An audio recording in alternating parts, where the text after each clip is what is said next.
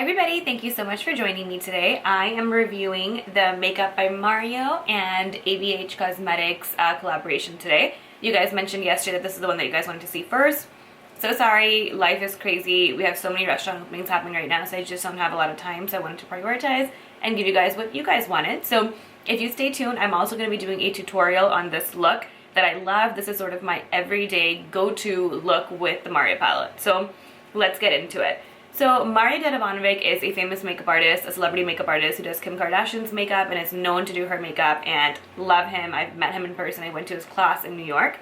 And so Anastasia Beverly Hills collaborated with him to create a palette of his essential eyeshadows. So the packaging is very Anastasia. It is the normal cardboard packaging. It is very different than the Modern Renaissance palette because it's smaller and broader. That one is longer. This palette is the perfect size to carry while traveling, which is why I absolutely love it. It has become my one-stop shop for everything. So it is all black, and if you notice, most makeup artists always do wear black. This is very Mario for sure. When you open it up, there are 12 beautiful colors. So this palette is interesting because when I first saw it online, I didn't really think that the colors were unique or different or must-haves, but the second I swatched them, when I bought the palette, I gave in and I was like, okay, if it's Mario, I have to get it. I got it and the colors were just stunning. The palette retails for $45. It's available at Sephora, it's available at Ulta and abhcosmetics.com, and I believe it has been restocked because I got it when they dropped it randomly that one day, but it is available now. It also has a dual-ended brush in here, which has one smaller side and then a blending side on the other side. I haven't even used this, to be honest, because whenever I get a palette that has a brush, the brush is like the least important part of it. So that being said, upon first glance, when I first got it in and looked at the colors, I noticed that every single one of these colors would be things that I could wear and that would look really good on my skin, which is very rare. Normally, every time I get a palette, there's certain colors that are just so light that I know I'm never going to wear, and the colors that are so dark or like out there that I don't think I would ever actually wear it and be able to pull it off. So immediately the colors that stuck out to me were Fifth Ave, because I love a pretty gold. This one's really bright and beautiful. And the color Kim, because this one is actually pretty unique. It's a more dull sort of smoked golden with a light pink undertone. Very unique color. I don't own anything like that, and that's actually become my favorite color. That's what I have on my lid right now all over, and that is the perfect color for my skin tone. It becomes like that very natural sort of what are you even wearing in your eyelids type of color, which I love, which I've always had a really hard time finding. Then there's Isabel, which I also love, which is a great transition color. There is Violetta, which is beautiful. It's a dark brown that I have on my crease right now. Hollywood up here is a gold also, but it doesn't have a whole lot of sheen, so it's that like sort of more dull gold, but it still is bright while not being super like metallic-y type of color. There's NYC, which is like a plumish burgundy-ish sort of color that has a lot of like depth to it. It has a lot of brown in it as well. There's Muse, which is in the same color family as that one for sure, but this has more purple to it. Then there's Marina, which I believe is his sister's name. This is a sort of light pinkish silver sort of color. Then there's Bronx, which is an olive green. There's Claudia, which is a midnight bluish black color, and there's Paris, which is a bronzy color. That being said, my favorite colors so far have been Isabel. I use this every day as my crease color. I love Violetta. It's a beautiful dark brown that has more red to it, which I love because cool tones for me don't always work. I do like warm tones better. Kim has become my go-to color. Love that for every day. I love the color Muse as well, which is right here. Fifth Ave is beautiful. I mean, 95% of this palette you can wear all the time. And of course, just like most palettes, you can create a plethora of looks with this as well. But I just think that this is a great palette for every day as well as nighttime. I love that they didn't just add a dark black. You know, like every palette will have one really light color for your highlight, and they'll always have a black. At this point, I have so many black eyeshadows. So I like that they did something different. And what I love the most is that everyone knows that most normal people don't wear a ton of like bright, metallic-y, glittery, sparkly eyeshadows. And a lot of palettes that come out tend to always have colors like that, which It's great when you're doing wedding makeup or whatever, but for normal life, it's not something that you'd actually wear.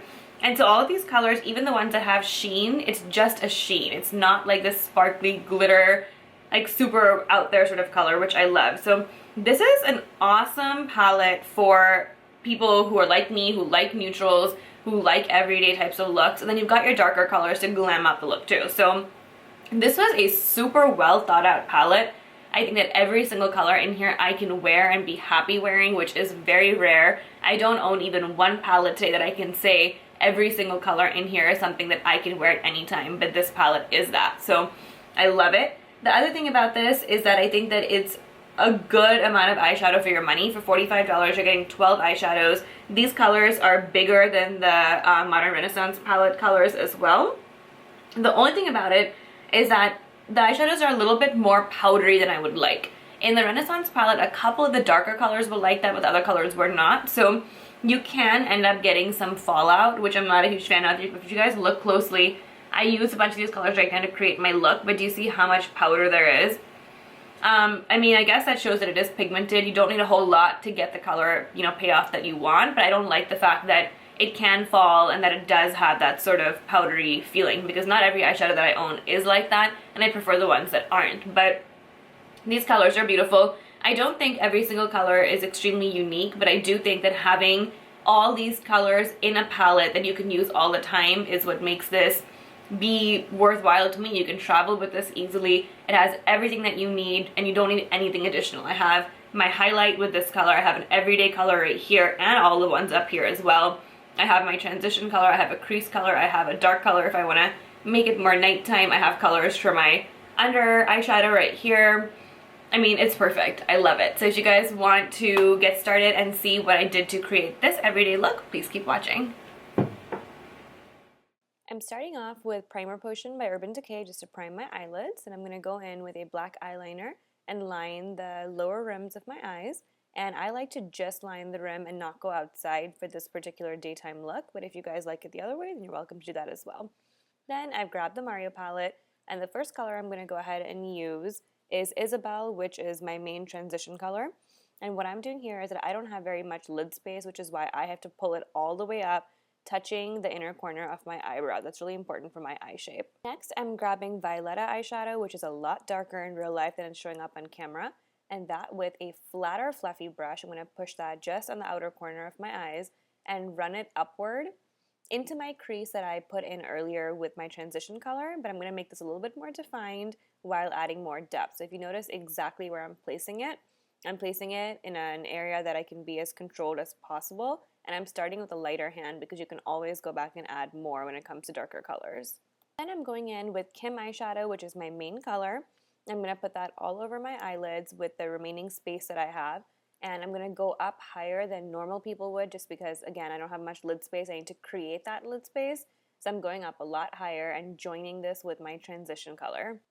Next, I'm going to go ahead and grab Hollywood, which is going to be my brow bone highlight as well as inner corner. And I'm using this with a fluffy brush just to diffuse it and not to make it super bright because, again, this is a daytime look and I don't want it to look super bright because that would really overpower the whole look. This is just meant to put just underneath the arch of my brow just to give it a little bit more definition. Then I'm going back with some black eyeliner and putting it really messily right on top of my lash line because I'm going to go back and smudge it, so it doesn't matter what it looks like here. Here I'm going to go in and use a small and more defined brush to go ahead and smudge out that black line that we just put in. I went ahead and did the rest of my face because I like to do my lower lash eyeshadow after I have the rest of my makeup on. But I'm going in with NYC and Violetta, a mixture of both of them, and applying that just to the bottom lash line to give that look more definition. And you guys can see it just deepens up the whole look. It looks a lot more dramatic and a lot more put together as well. Then I'm going back in with Hollywood, and I'm putting that just in the inner corner of my eyes. What I love about this is that it is a little bit shimmery in terms of having sheen, but it's not like super bright. So it's perfect for the daytime, and if you add, if you foil it by adding some water, then it becomes much brighter as well. But I wanted something that looks more appropriate for the daytime. Here's the finished look, you guys. This has been my go-to daytime bronzy eye look that I've just been loving. And of course, there are so many other looks that you can wear and create with this palette, but this is the one that I've been loving recently, so I hope you guys enjoyed. Thank you guys so much for watching. I hope you enjoyed it. Don't forget to leave your comments down below, subscribe if you haven't already, and don't forget to give this a big thumbs up. I'll see you guys in the next one. Bye!